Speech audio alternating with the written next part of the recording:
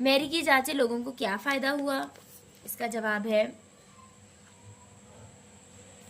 लोगों की जिंदगियों में आसानी पैदा हो गई।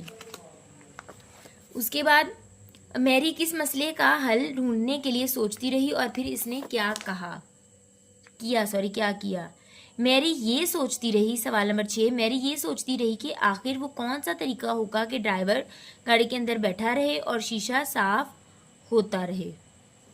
पहले हम यहाँ तक करें, उसके बाद हम करेंगे यहाँ तक लिखने के बाद काफ़ी सोच विचार के बाद इसने यहाँ से नहीं करेंगे, हम करेंगे यहाँ से लेकर काफ़ी सोच विचार करने के बाद इसने कुछ खाके बनाए। एक खाका इसे मौजू लगा, इस पर मौजू लगा।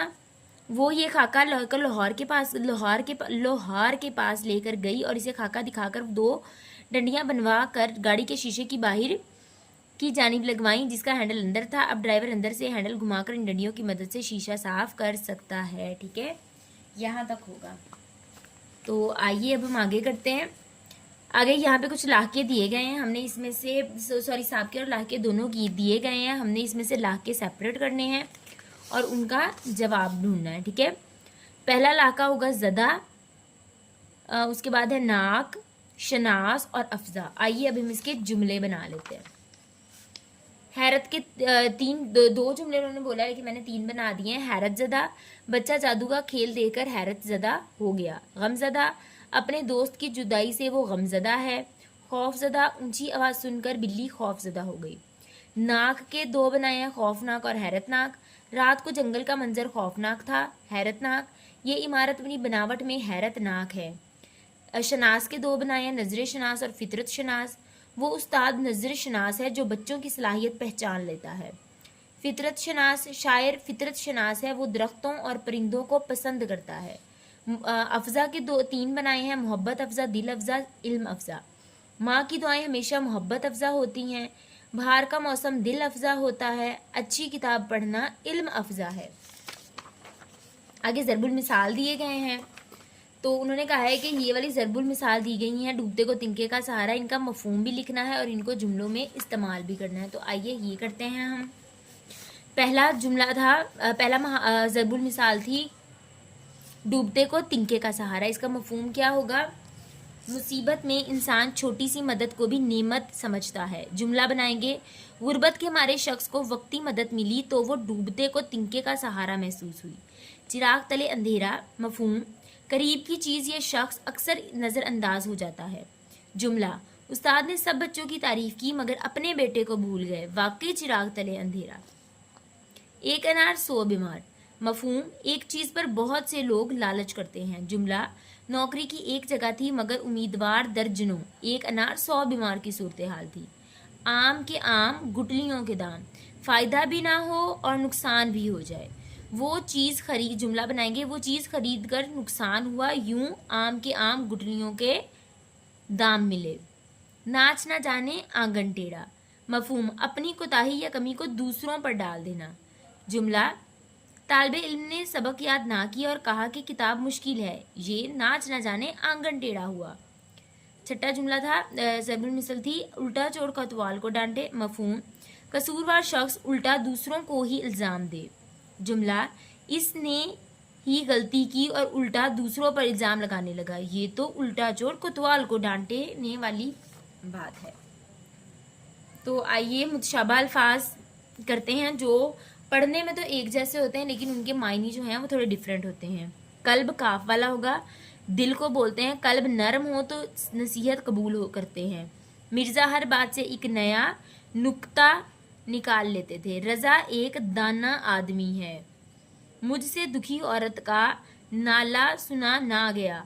बढ़ई ने आरी से लकड़ियाँ काटी। सवाल नंबर 11, आपका पसंदीदा मौजूद कौन सा है? इनकी ईजाद की हुई चीज़ इंसानों के लिए फ़ायदेमंद भी है और फ़ायदेमंद है। कम से कम 250 अल्फाज पर मुश्तमिल एक मजमून लिखें। तो आइए हम ये लिखते हैं।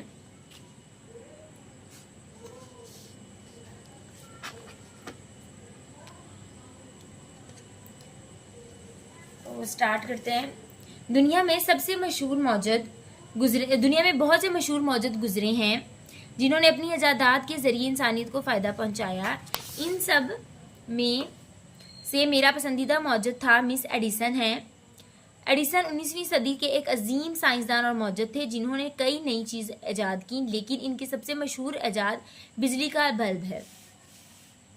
बल्ब से पहले इंसान रोशनी के लिए तेल के चिराग और मोमबत्तियों पर इन्हिसार करता था। ये चिराग धुआं पैदा करते थे, रोशनी कम देते थे और अक्सर बुझ जाते थे। मोमबत्ती भी महंगी और कम वक्त तक चलती थी, लेकिन जब एडिसन ने बिजली का बल्ब ईजाद किया तो ये इंसानियत के लिए एक अनमोल तोहफा बन गया। बल्ब ने अंधेरों को उजाले में बदल दिया। लोग रात के वक्त भी सुकून से तालीम हासिल करने लगे। फैक्ट्रियां रात भर चलने लगीं और घरों में रोशनी आम हो गई। एडिसन का ये कारनामा सिर्फ एक ईजाद नहीं बल्कि इंसानी तरक्की की बुनियाद बना।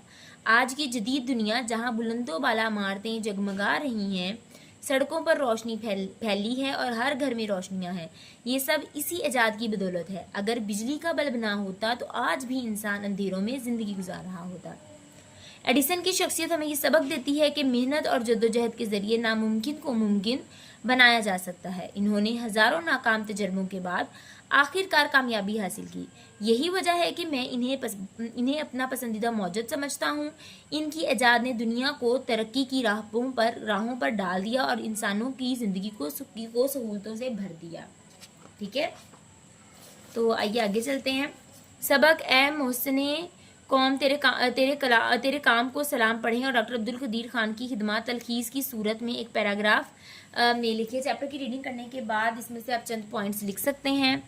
उसके बाद इस सबक का आखिरी सवाल है कि मुकालमा लिखना है इंसान की बेहतरीन ईजाद के मौजू पर दो दोस्तों के दरमियान। ठीक है, मुकालमा है साइंस की बेहतरीन ईजाद, दो दोस्तों के दरमियान मुकालमा है।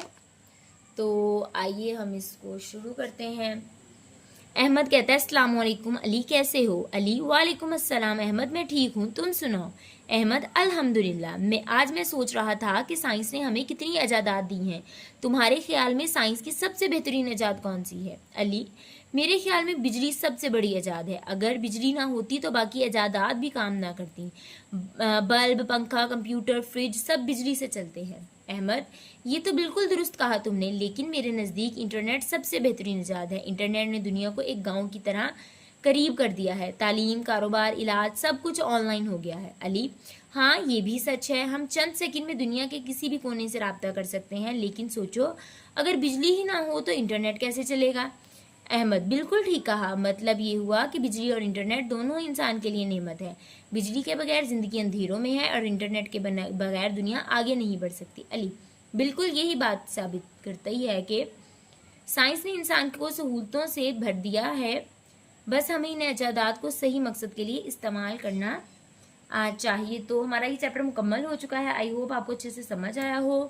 टिल देन टेक केयर, अल्लाह हाफिज़। मेरे चैनल को लाइक शेयर सब्सक्राइब ज़रूर कीजिएगा।